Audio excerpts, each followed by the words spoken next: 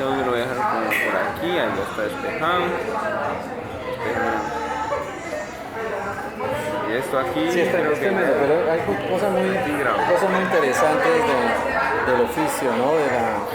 De esa parte, de esa experiencia, por ejemplo, maravillosa que fue encontrar como la potencialidad que tiene un dibujo para transmitir un mensaje. Sí. O sea, que para mí fueron las mejores épocas, diría yo, que tuve siendo estudiante inclusive, ¿no? O sea, porque yo comencé cuando era estudiante de la Facultad de Humanidades, ahí en la Facultad de Artes. Entonces, pues en esa época uno tenía esa mirada como un poco, por decir algo, y yo creo que es la mirada de todo estudiante, ¿no? Como romántica, No, pues claro, uno poética, un poquito también como en el fondo también rebelde. Entonces era el mejor momento para expresar sentimientos. O sea, Sí. la época de inicios de cuando comencé a publicar. De hecho, a ver, yo aquí de pronto en esa conversación voy a citar mucho a Mafalda, ¿no? Porque no sé si usted la... Claro. Sí, Claro. esa fue, yo siempre cuando en las entrevistas que me han hecho, y siempre recuerdo es que las que más me han influenciado en estilo son Mafalda y la línea pues de Quino, que, o sea, siempre me encantó pues una de las cosas que más me llamaron la atención primero fue el dibujo, la línea, el trazo, la solución, como le digo, de espacios a través de perspectivas sencillas, pero que ambientaban perfectamente el dibujo. Por ejemplo, usted se ubicaba simplemente con unas pocas líneas, ya se ubicaba en todo un parque, ¿sí? O se ubicaba en una esquina de una casa, o se ubicaba en el interior de una casa, o por fuera. De hecho, yo cuando vi por primera vez el colirio para la memoria, ¿no? Porque así es la... Yo dije, claro, el estilo Quino se nota la influencia, o sea, sí es bastante fuerte. Sí, en los personajes y como le digo, en el manejo de la línea y de la tinta, del rapidógrafo, Sí, y como el contraste negro-blanco. Negro-blanco, Entonces, sí es. porque me encanta. Me encanta mucho también Fontana Rosa, que también es muy similar, o sea, en cuanto al trazo de ausencia de color, yo creo que lo hace más expresivo cuando está en blanco y negro que cuando está con color. Y claro que Quino, Fontana Rosa, y una gran ola, porque fueron muchos los caricaturistas argentinos, ¿no? En la década de los 70, Fueron 60. generando como una especie de academia, como una especie de precedente en el humor gráfico latinoamericano. Yo diría que de pronto, como los padres para toda una cantidad de generaciones que vienen y que en ese momento también todavía los mantienen como maestros de cabecera. Sí, claro, eso sí. Bueno, aquí yo traigo una serie de preguntas que, bueno, yo soy como desordenado, ¿no? Pero ahí yo voy entendiendo. Entonces, bueno, pues inicialmente lo de siempre, ¿no? Lo de todas las entrevistas formales. Bueno, hoy estamos aquí con Julián Rivera Zules, ¿cierto? Sí. Inicialmente yo filmaba a Julián Rivera. O sea, durante mucho tiempo me conocieron fue con el Julián Rivera. Entonces sí, la primera pregunta, ¿usted prefiere Julián Rivera o Colirio? Pues la verdad parece que los inicios siempre fueron los del pie derecho, los inicios fueron como las ideas más poderosas y más potentes. Yo lo considero así, porque había una efervescencia de cosas que querían salir. O sea, como le digo, es que se suman cosas como de pronto el descubrimiento de la forma de comunicación que es la caricatura. Entonces había una cantidad de ideas que quería salir. Entonces yo diría que la producción de Julián Rivera, de la época cuando yo filmaba así, yo me atrevo a decir que fue la mejor. Me atrevo a decir que fue la mejor. ¿Por qué? Porque de pronto en ese momento yo quería dedicarle más tiempo a la ejecución del dibujo, ornamentándolo con detalles, es decir, y eso lo enriqueció bastante. Si me voy a revisar la producción de esa época, que yo diría que está entre 1987 a más o menos al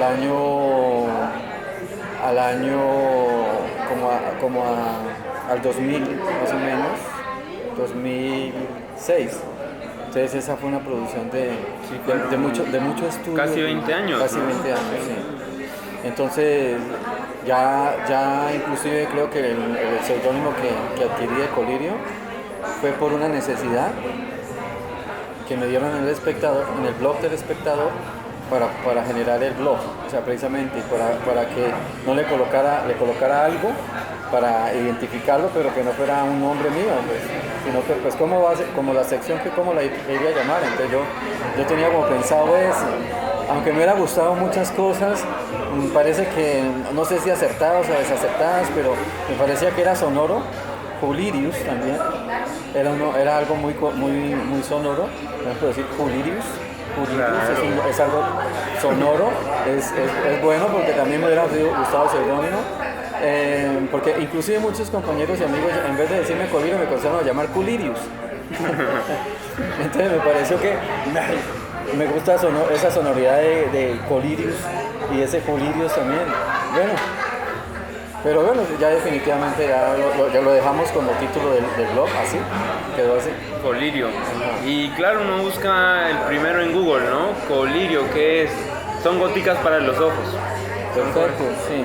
Son gotas. Por ahí mismo me fui metiendo también por eso. Y yo personalmente lo interpreto así, y usted me corrige pues si no es. Pero cuando usted dice colirio para la memoria, es como humedecer la memoria, ¿no? Recordar, hacer memoria, pues que ya es como el término que está ahorita, pues, no sí. De moda, sino que está haciendo boom, ¿no? O sea, sí. Precisamente, ahora ese es uno de los motivos que quiero hacer después de este receso que llevo de tiempo sin publicar, es de elaborar el libro de memorias. Entonces, precisamente, creo que son esas las memorias importantes que hay que rescatar. Por eso he pensado en un título sucesivo, que es ese, Colirio para la memoria. Entonces, esas gotas que refresquen de pronto, que abran los ojos, o que al echarse esas goticas recordemos cosas del pasado, pero a través de la mirada de un dibujo. Entonces, dentro de cada dibujo hay una historia, hay un contexto. Entonces me parece que es rescatable, es un riesgo. Es un riesgo hoy en día que se debe asumir. O sea, yo diría que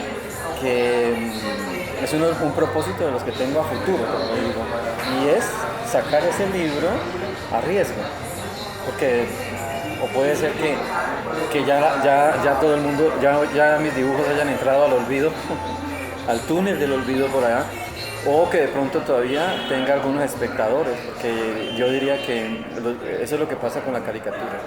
Si no estás continuamente haciéndola, si no la estás produciendo, entonces uno entra al olvido y entra a la inactividad del oficio. Entonces yo diría que no hay un tiempo como para uno retirarse.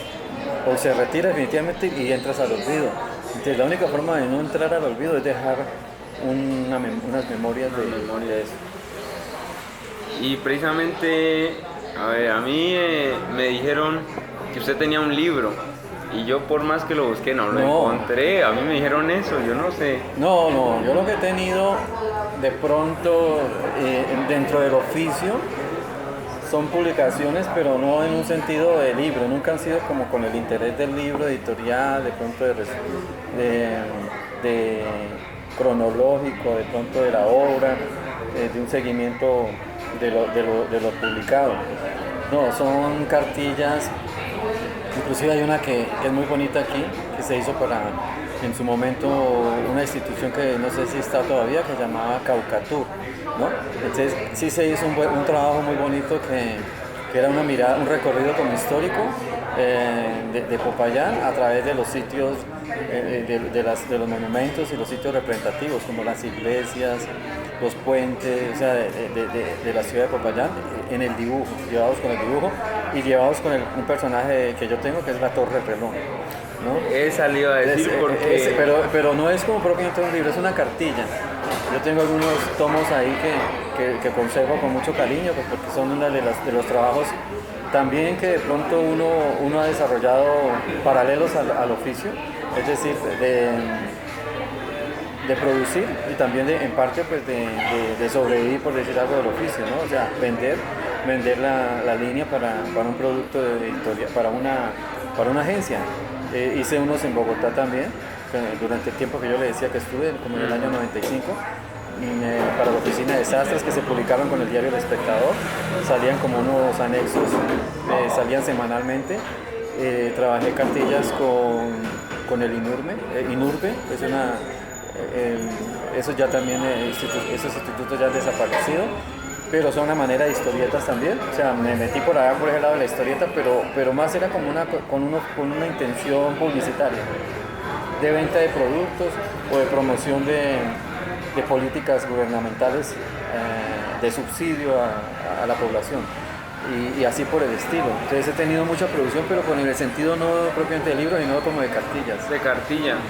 ¿No? Y claro, yo, ya que lo menciona, yo sí me había fijado que usted en varias viñetas, usted a la torre del reloj la hacía con ojitos, con boca, ¿no? Entonces eso me pareció muy interesante. Muy bonita, por cierto, ¿no? Muy... Sí, ese es uno de los personajes que más me han encariñado para comunicar. Y precisamente tiene un perrito que lo acompaña. ¿No se lo he detallado? No, ese no lo he detallado, Sí, es que generalmente a veces lo trato de hacer con un perro. Ese perro es un perro como callejero. Lo tengo que... O sea, lo que pasa es que lo tengo que es como condensar en un solo producto para sacarlo, que lo conozcan más, ¿no? Para que se familiaricen con él. Es un perro que yo le puse, en una caricatura hace tiempo le puse el nombre de Anarcos. Anarco, por el centro comercial. Por el centro comercial, en esa época. Entonces se llamaba así. Sí, precisamente usted ha creado un personaje recurrente para una historieta, o aparte pues de los que ya hemos mencionado. Precisamente ese me gustaría, como llevarlo a ese nivel.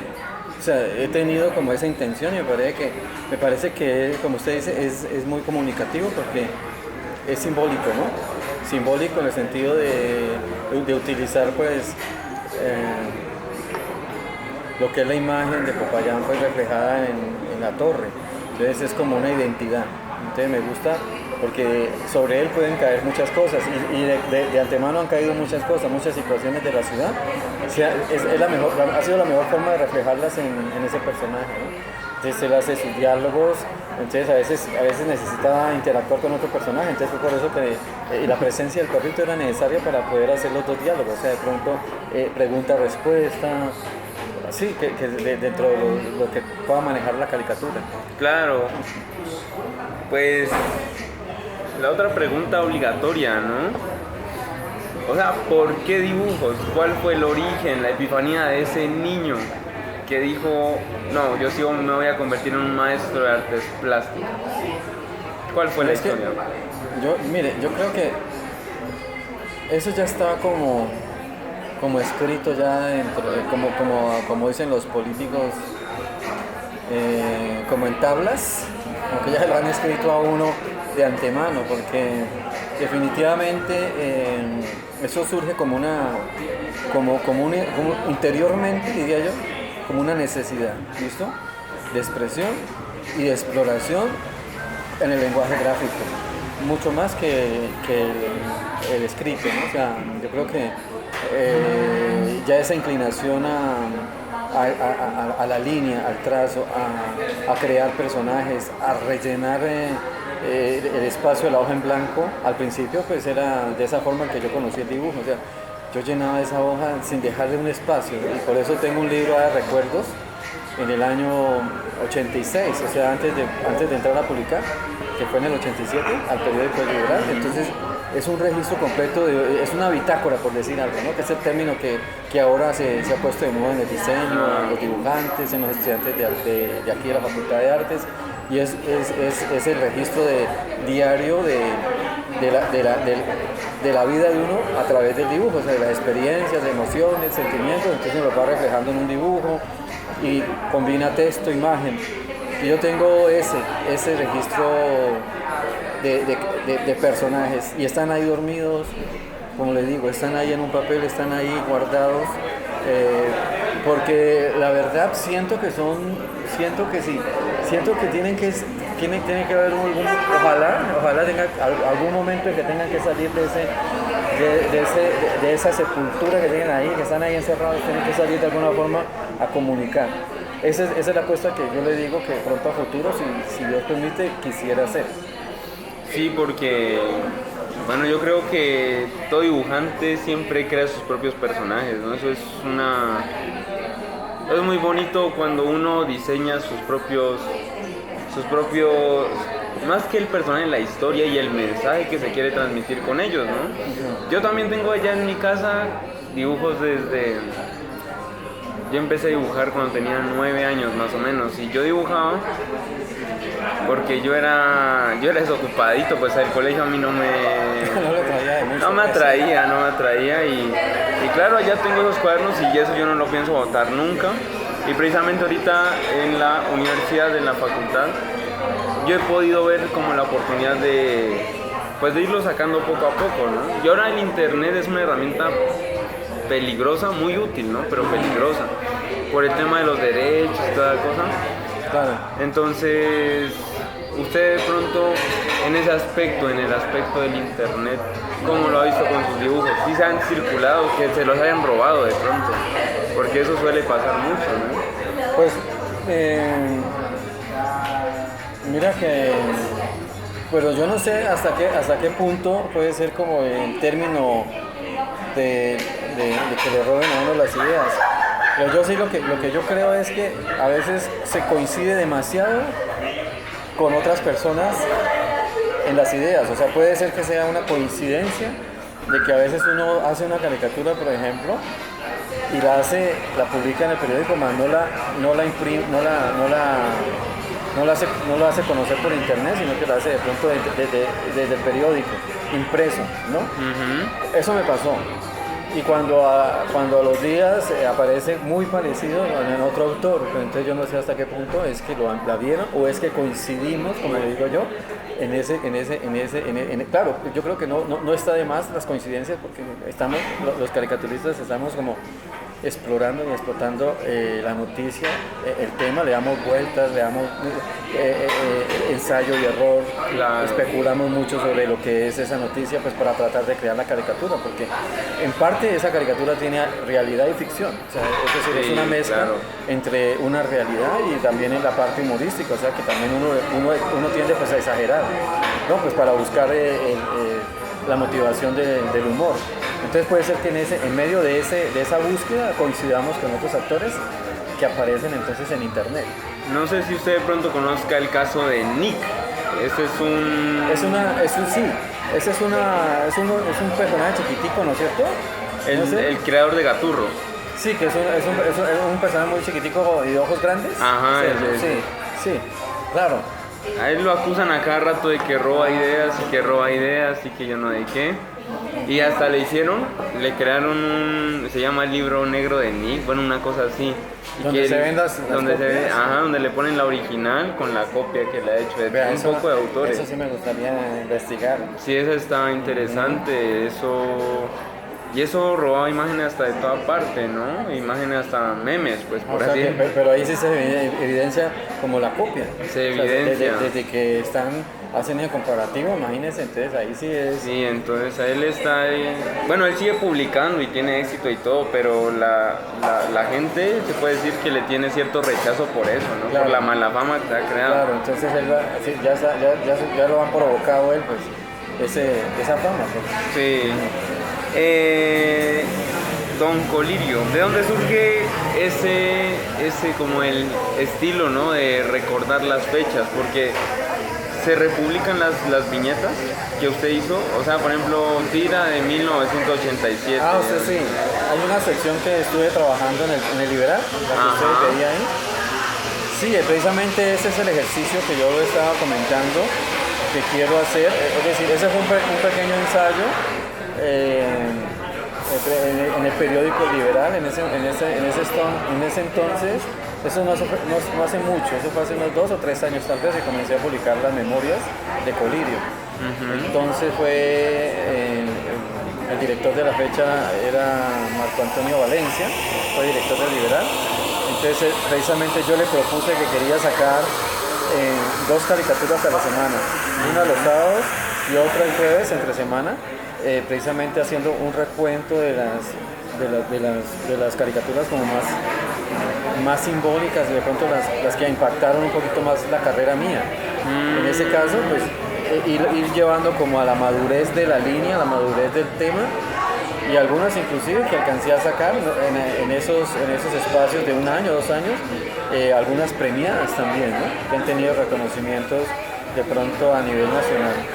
Sí, precisamente también le iba a preguntar por los premios, ¿no? 2 premios Simón Bolívar y uno de la CPB. Del Círculo de Periodistas de Bogotá. Sí, Entonces, una nominación al Simón Bolívar, una nominación al CPB, pues que, o sea, nominado pero más no ganado, y también una mención de honor de la Sociedad Interamericana de Prensa. Eso fue en el 2007. Entonces, esa fue muy buena, o sea, esa es casi... estuve a punto, pues era un premio de los más importantes también. En aquella ocasión ganó un caricaturista de un periódico brasilero con una caricatura de un jugador de fútbol. Y quedó la mención de honor, me dieron a mí por una serie de caricaturas sobre el tema de la parapolítica. Precisamente para esa época estaba como en furor eso de la parapolítica. Entonces ese fue el 2007. Claro, 2007 eso era la época de todos los escándalos y que se estaba destapando en el Congreso y todo ese tipo de denuncias y todo que hicieron algunos congresistas precisamente de esa influencia de los narcotraficantes y paramilitares en la política de ese momento. Entonces por eso me hicieron un reconocimiento pues, a través de una mención. Aparte de dibujante, ¿usted desempeñó otros trabajos? Claro, o sea, como le digo, yo inicié de dibujante, o sea, la base de mi trabajo, una vez que me gradué en la Universidad del Cauca, fue comenzar a dibujar en el periódico Liberal. Como le digo, estuve trabajando también en publicidad, sacando pues cartillas, impresos, bueno, en fin. Pero afortunadamente también encontré el camino y la vocación de ser maestro. O sea, yo soy profesor, llevo también ya casi, voy a completar 22 o 23 años en la docencia. Entonces eso ha ayudado, la producción y ser caricaturista me ha ayudado también para poder llegar a los estudiantes, para poder llegar con el dibujo y la caricatura a todo tipo de estudiantes, desde los niños, porque yo he estado dando clases con muchachos, con niños y también con adolescentes, inclusive también con universitarios. Y si usted no hubiera sido maestro en artes plásticas, ¿usted qué otro título le hubiera gustado, qué carrera le hubiera gustado estudiar? Pues a estas alturas de la vida, ya uno dice que me hubiera gustado estudiar. Te cuento que me hubiera gustado estudiar filosofía, me gusta mucho. Yo creo que todo dibujante, ¿no? Sí, claro, es que como digo, en el fondo somos unos pequeños filósofos. Estamos tratando de proponer otro tipo de teorías, cambios. De pronto uno cuando ve en la caricatura también está haciendo sus propuestas de pensamiento sobre el comportamiento del ser humano, sobre sus actitudes, sus contradicciones. Entonces yo creo que en el fondo también somos un poquitico filósofos. Sí, claro. Me hubiera gustado también haber estudiado la filosofía. Sí. Bueno, retomando el tema de hace rato, de la inspiración, ¿qué autores, aparte de Quino, ¿no? Que ya lo mencionamos, ¿no? Sí. Pero ¿qué otros le hubiera gustado, lo inspiraron? Sí, pues a mí me gusta mucho, hay uno que es uruguayo, Tabaré, me gusta mucho por el estilo del dibujo. Me gusta Steinberg, que es un norteamericano, me gusta por su línea, de aquí a nivel nacional. Me gusta Garzón, que es el hermano del humorista que asesinaron. Jaime. Sí, él se llama Alfredo Garzón, ese también yo lo tenía muy, muy presente, yo me acuerdo mucho porque para la época de los años 80, el magazine del Espectador era obligatorio comprarlo todos los domingos, porque venía con el Espectador, con la edición impresa. y tenía un formato como de revista. Y en la parte de atrás de la revista siempre venían las caricaturas de Alfredo Garzón. Me gustaba mucho porque eran como surrealistas. O sea, era un estilo completamente distinto, donde a uno lo ponía a pensar, más que el impacto del primer momento, sino que usted tenía que reflexionarla. No hizo ponerse a ver a descifrar en parte, ¿no? A descifrar todos los elementos que él había incorporado. Él sigue todavía, Alfredo Garzón, lo veo todavía en El Espectador, en el periódico Los Domingos, tiene su sección ahí. Entonces él me impactó mucho. Y bueno, en la época en que yo comencé a publicar, comenzaron a surgir también aquí en Colombia muy buenos. Por ejemplo, me gustaba mucho Grosso, la forma de expresión de Grosso, que fue como un antecesor a Matador, diría yo, ¿no? Yo no sé qué sería lo de Grosso, porque ellos inclusive organizaron un taller del humor en Bogotá y alcanzó a recoger a muchos de los caricaturistas de su momento, que son los años 80, ¿no?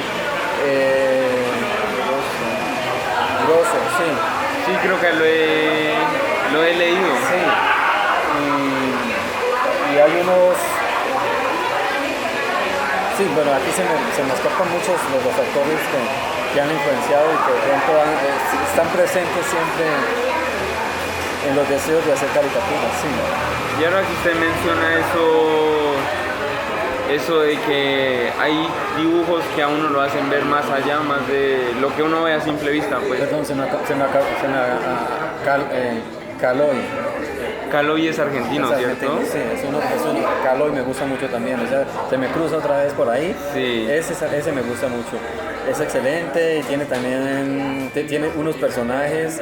Esto de los estilos como de lo que yo digo, tinta, blanco y negro, tinta y color, todo eso. Sí. Yo de Caloi no me acuerdo, pero el muñequito es como una trompona, sí, sin brazos. Sí, ¿no? Ese Timoteo, sí. no me acuerdo cómo es que se llama, pero sí, ese me tiene impacta también mucho, me gusta mucho. un estilo muy chévere.